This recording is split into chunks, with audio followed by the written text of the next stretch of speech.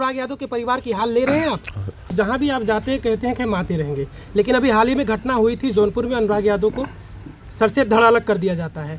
आज की वो स्थिति अनुराग यादव के परिवार की कि आज उनका परिवार पूरा डरा सहमा हुआ और वहाँ पर जो सुरक्षा दी गई थी वो भी हटा दिया गया। हमारी बात होती रहती है, देखो इसमें अब ये मुद्दा दूसरा जहाँ हम आए हुए हैं, आपको पता है हमारा रोज़ का रूट रहता है कहीं ना कहीं। हम क्यों आते हैं आपको पता है? नहीं, मुझे लगा कि आप लोगों को अनुराग यादव के परिवार की हाल ले रहे हैं आप।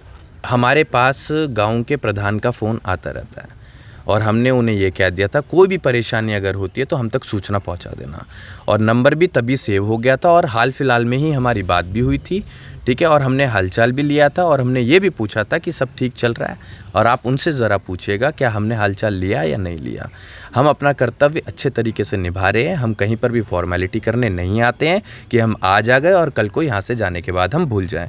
हम बहुत बड़ी जिम्मेदारी लेकर आप लोगों के बीच से यहाँ जा रहे हैं, क्योंकि हम जो बोल रहे हैं हमारी इतनी बड़ी जिम्मेदारी हो जाती है कि कल को हमें इसे पूरा भी करना है। गगन यादव हम लोग गए थे, अनुराग के पिताजी रो रहे थे और वो कह रहे थे कि मैं आत्मदाह कर लूँगा, क्योंकि उन्हें लग रहा है कि मुझे न्याय नहीं मिल पाएगा। और ऐसे ही तमाम ऐसे परिवार हैं जिनके पास तो लोग जाते हैं, बस उन्हें सांत्वना देकर चले जाते हैं और फिर वो उनके फाइलें दबी पड़ी रह जाती हैं, उन्हें न्याय नहीं मिल पाता है। देखिए न्याय का ऐसा है, हम तो कहेंगे कि अभी हिम्मत बना कर रखिए आप मैं पता है किसी के दरवाजे पे क्यों आता हूँ, आप मुझसे पूछिए ना मेरा रोल क्या है। मैं सरकार में तो नहीं हूँ, ना ही मैं प्रदेश का मुख्यमंत्री हूँ। मैं अपना काम कैसे कर रहा हूँ? आपके जीवन में कोई दुख आया, मैं आपके साथ आके खड़ा हो गया। आपको किसी से डर है, आपको खतरा है, मैं आपके साथ आके खड़ा हो गया। मैंने आपके साथ खड़े होने के बाद आपको इस चीज़ का एहसास करा दिया कि अब आप अकेले नहीं हैं, अब आपके साथ हम लोग हैं। तो आपको हिम्मत मिली।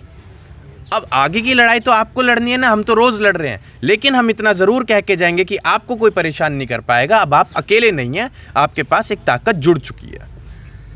समझ रहे हैं आप हम क्यों आ रहे हैं किसी के दरवाजे पे? क्या वजह है? उसकी हिम्मत को बढ़ाने के लिए आ रहे हैं।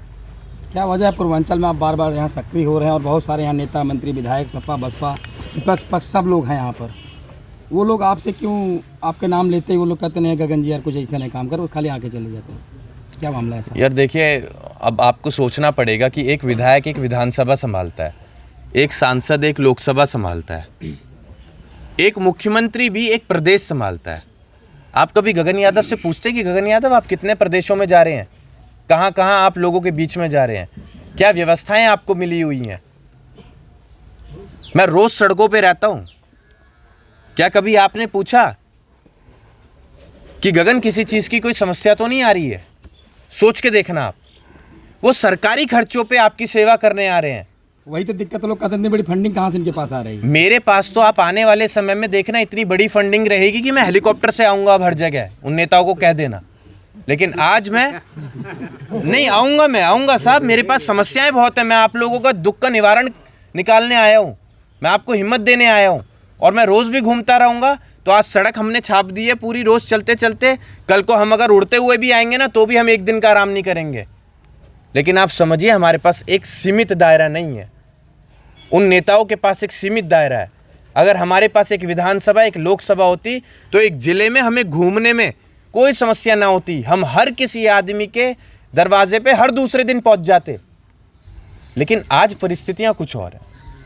मैं दिल्ली से चल के यहाँ आया हूँ, मुझे यहाँ का कार्यक्रम करने के बाद अभी राजस्थान पहुँचना है, उसके बाद अभी अंबेडकर नगर भी जाना है, उसके बाद प्रयागराज भी जाना है, एक घटना हुई है जी। उसके बाद कानपुर में भी एक घटना हुई है, हत्या हुई है।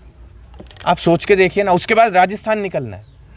इतना संभाल लेंगे वो आपके लोकल लीडर जो कह रहे हैं कि गगन यादव एक बार आते हैं दोबारा नहीं आते हैं? वो संभाल लेंगे? वो डिप्रेशन में चले जाएंगे अगर हमारे जितना काम करके दिखा दें तो वो पागल हो जाएंगे, अपने बाल नोच नोच के फेंकने लगेंगे, उनका शरीर काकड़ी जैसा हो जाएगा। जब खाने के लिए सुबह से निकलते हैं तो बिना खाए निकलते हैं, और रात को मिलेगा या नहीं मिलेगा इसका कुछ नहीं पता रहता। और अकेला बच्चा होने के बाद अपने माँ बाप का, परिवार को समय नहीं दे पा रहा हूँ। इतना अगर वो कर देंगे तो शायद इतना नहीं कह पाएंगे कि गगन यादव एक बार आते हैं और दोबारा नहीं आते। बहुत बहुत धन्यवाद। इतना सक्रिय है आप, इसका असर मिल रहा है देखने को? बिल्कुल मिलेगा साहब, आगे आने वाले समय में आपको।